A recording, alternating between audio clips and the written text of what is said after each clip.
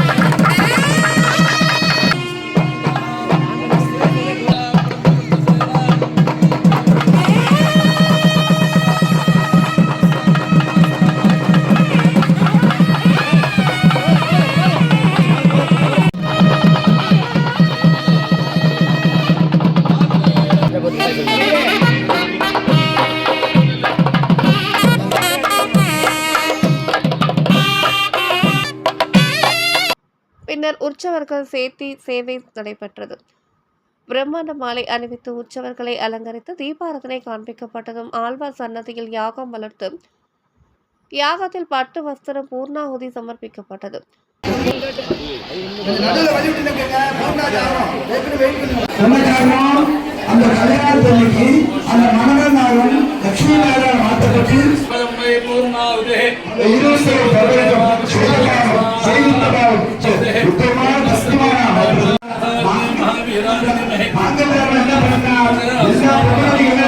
பின்னர் ராமருக்கும் சீதா தேவிக்கும் பட்டாபிஷேகம் நடைபெற்றது.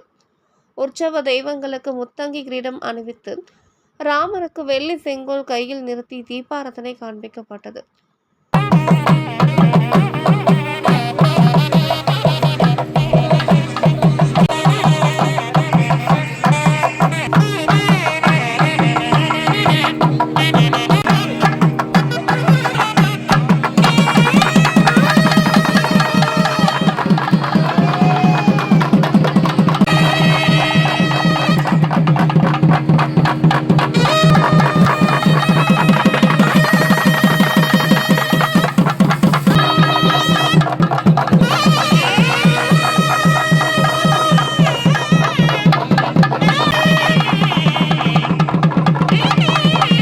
தொடர்ந்து லக்ஷ்மணருக்கும் ஆஞ்சநேயருக்கும் மாலை அணிவித்து ஸ்ரீ ராமரின் சடாரி மரியாதை வழங்கப்பட்டது.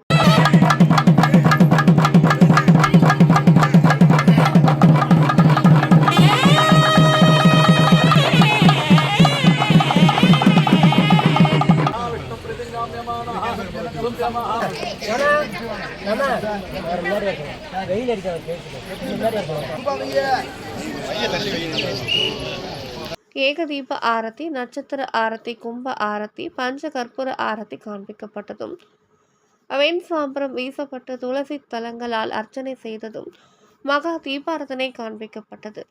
ஆயிரக்கணக்கான பக்தர்கள் ஜெய் ஸ்ரீ ராமா ராமா கோவிந்தா கோவிந்தா என்ற கோஷத்துடன் வழிபட்டனர்.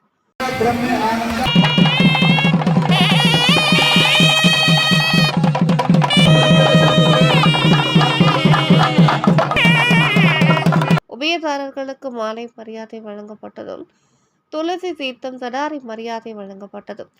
கலந்து கொண்ட பக்தர்கள் அனைவருக்கும் துளசி தீர்த்தம் சடாரி மரியாதை வழங்கப்பட்டது.